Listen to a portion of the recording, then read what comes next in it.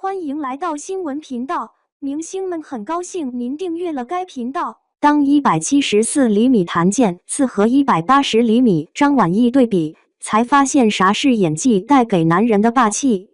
四方馆开播啦，观众瞅见谭健次在那的超颠覆表演，简直惊掉下巴。明明以前在《长相思》那部剧里呀，谭健次就是那种沉默的、默默忍着的。老爱转身留下个背影，看得观众都忍不住掉眼泪呢。不过在四方馆呢呀，谭健次就变成元末啦，天天光喝酒数钱，日子过得可美嘞。同样都是从《长相思》里出来的男主角，张晚意的日子可没谭健次过得那么幸福快乐哟。张晚意正深陷在媳妇就在眼前却没法认识的那种压抑里呢，瞧那脸都快耷拉到地上了。眼睛就一直跟着媳妇转，能看出来特别小心翼翼的。那行啊，咱今儿就来瞅瞅这俩被杨紫带火的男演员，瞅瞅他们之间的差别呗。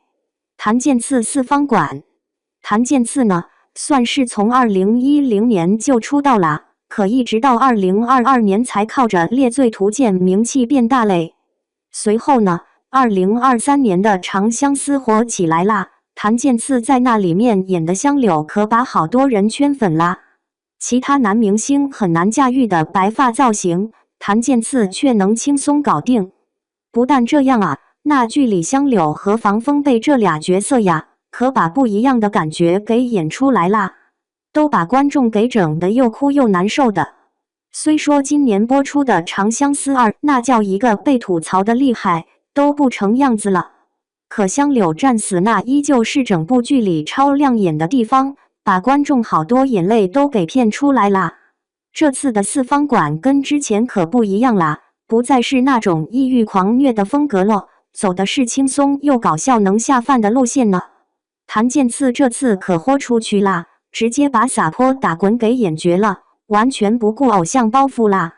元末就特爱美酒，一喝上酒就咧嘴大笑，那眼睛都眯成折子的样可真够真实的。嘿，可别瞧元末那大大咧咧的样，其实他有个挺悲惨的身世呢。他爸妈到外遇出事后就不见了，就留他自个儿孤零零长大。说起悲伤的过往，元末眼里泛着泪光，那悲伤都变得实实在在啦。由于父母的缘由，元末压根就不想给朝廷效力，也不想去四方馆上班。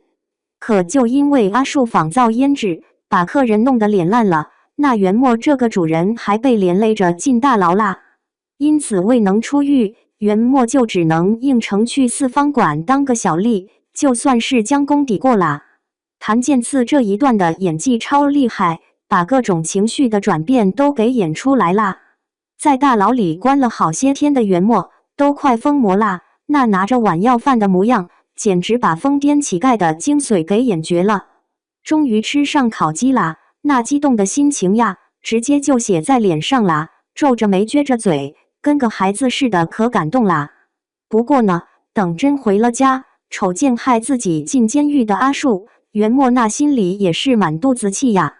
说着怪里怪气的话，眼里含着泪花，可嘴角还的笑着，这种表情把观众都虐惨啦。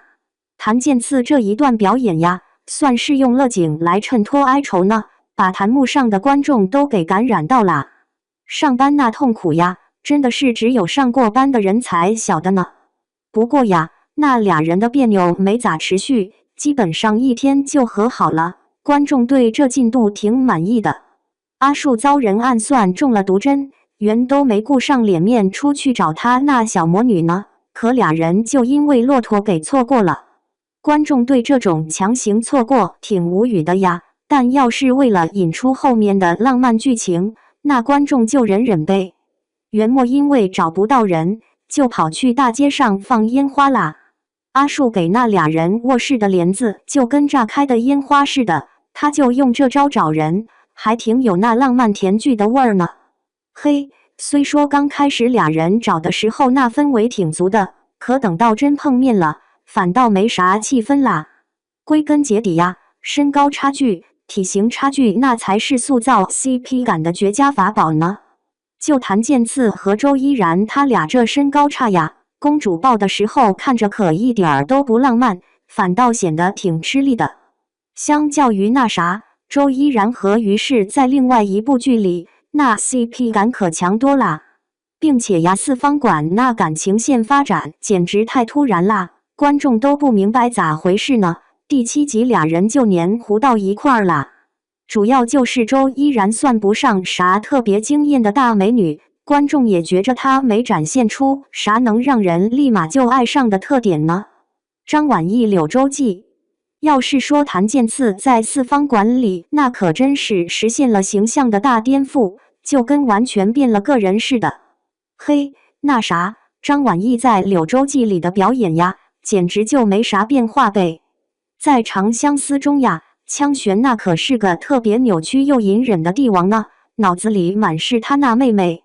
在柳州记里呀，虽说花了好多笔墨去刻画王爷的有勇有谋呢，可却被张晚意那呆头呆脑的演技给搞砸了。嘿，其实呀，崔杭州那家伙的人设那可是相当不错嘞。嘿，作为镇守边疆的那番王呀，他既有兵又有钱，还长得帅又有钱，再加上对女主那清醒又沉沦的劲儿，可把观众们都迷得不行啦。不过呢，这么个跟南陈王差不多的人物呀，可全都是因为张晚意的演技差劲得很呐。心爱之人对着自己搭弓射箭，张晚意那表情啊，啥表情都没有，既不惊讶也不伤心，反倒懵懵的没反应过来。在柳州记那个超出名的瀑布对峙场景里呀，张晚意的表演可差劲啦，完全没把人物的情绪给演出来。面对心上人对自己的指控，瞅着他压根没留意到自己的那份爱意，崔杭州那的是既悲伤又憋屈呀。不过张晚意的情绪就靠使劲呼吸的鼻子展现，都没啥别的感觉，就感觉挺苦大仇深的。相较于对面那个蹙着眉流泪、情绪特别饱满的王楚然，反倒让张晚意的表演显得很尴尬啦。等这次悲伤分开后，崔杭州隔3月又瞧见心上人了，脸上那表情居然这么冷静，观众可真没法入戏呀。不过呢，那俩人演技都挺平常的，可柳州记就好在男女主角长得好看呗。